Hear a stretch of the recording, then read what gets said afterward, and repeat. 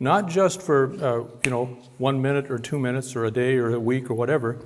What will make me happy all my life? All my life. Huh? That's the question. And so those are the three key things.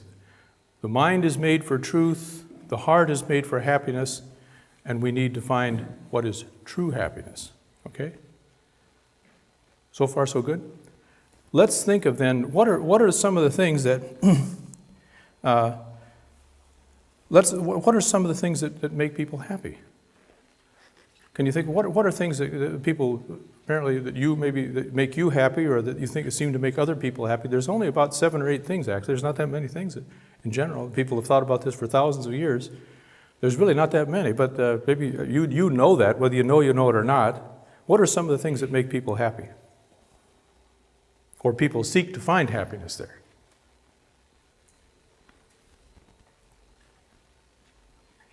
Can I make some suggestions? Okay, let me make some suggestions. Money. Let's say, especially if I'm real poor, for example. If I'm real poor, and I grow up real poor, and I see all these people that have got money, and I read about them in the magazines. I hear them on television and movies. They can fly all over the place. They can have these fancy meals. They dress real well. Money, I think, would make me happy, maybe. Maybe money would make me happy. That's what a lot of people think. There's another thing is fame, to be famous. Like these rock stars or movie stars, let's say that when I'm growing up and nobody pays much attention to me, or I don't feel like they do. I wish people would pay more attention to me. And I think, if only I could be a singer or a movie star, that would really be happy, because everybody would pay attention to me, and that would make me happy, right? Maybe, let's see, what else could there be? Power. Power. If I could, maybe when I'm young, people are always telling me what to do. Maybe I never get to do what I want to do. And I think, I see people that always seem to be able to run things, huh? And I think, boy, what would really make me happy is if I had the power to make things happen. I'm just thinking of one particular person in history, recent history, that this must have been the case. Adolf Hitler, for example, in Germany. He just wanted to get all the power in the world in his hands, huh? And run the world. Now, not everybody wants to be as powerful as Hitler, but there are people that want to be powerful even in the level of a family, for example. It doesn't have to be worldwide. I just want to have power, huh? Because I think that it'd be able to control things. I think that'd make me happy. Pleasure. I'm using this example of being poor, starting out as poor, because it's a kind of a handy way to think about things that you don't have very much, and a lot of things can seem to, like they'd make you happier than you are. Let's say I've grown up very poor, and we don't have much to eat. And I see things in the movies or whatever of people that have wonderful big dinners with great, wonderful wine and just everything is magnificent. And how good, how much that kind of pleasure must be, to eat so well, to eat so well. That's what that'd make me happy, to be able to have that kind of pleasure. Or, what is drug addiction but seeking pleasure? People that shoot up heroin, for example, they want that high. It's this rush, they call it, this rush of pleasure. This rush of pleasure. And I'm thinking of somebody right now in my mind. 20 years ago I visited this in the jail in Eugene, and I saw this one fellow and his wife, actually. They were both in jail. They'd been doing cocaine for years. He was 29 years old, and he looked like he was 50. His arm was just tracked with scars and stuff like this. And he said that he and his wife, he was telling me that no reason for him not to tell me the truth, because I wasn't going to be able to harm him at all. I wasn't going to be a witness in his trial.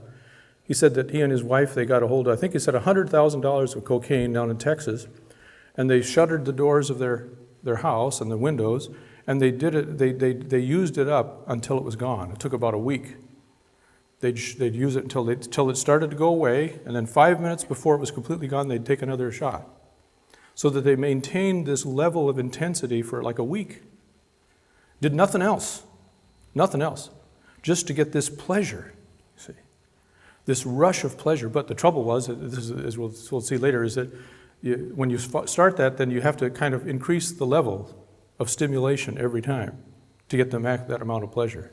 So it's as if pleasure kind of keeps going harder and harder to grab. You have to put more and more energy into it. That kind of pleasure. So this is because they thought that would make them happy. That pleasure is one of the things that would make people happy. Well, those are some of the things. There's a few other things that people think would make for happiness, but those are through the ages of human race. This is basically the things that people seek happiness in, and there's nothing wrong with them in themselves, is there?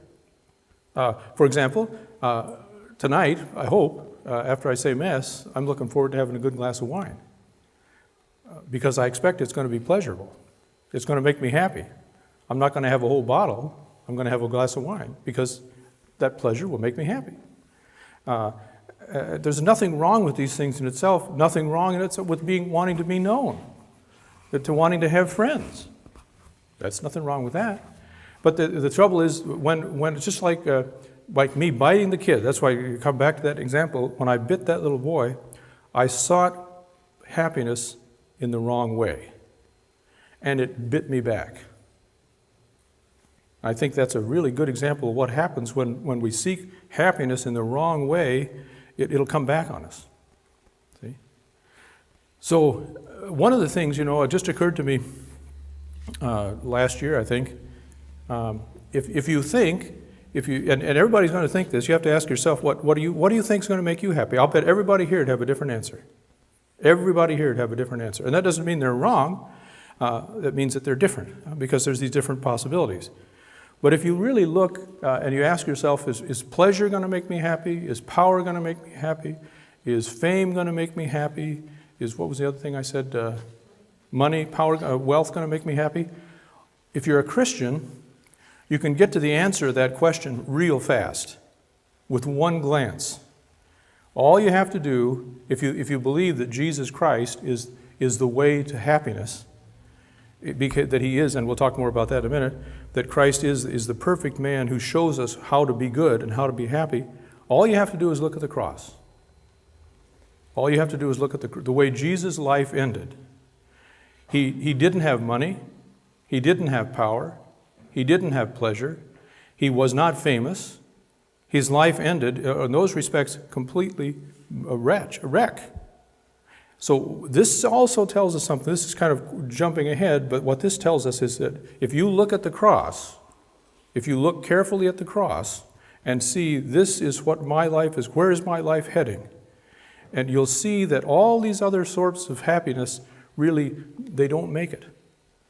They don't make it. There's a happiness that's deeper, that's hidden in the cross, which is to say, what we would say is that what really makes us happy ultimately? Only one thing.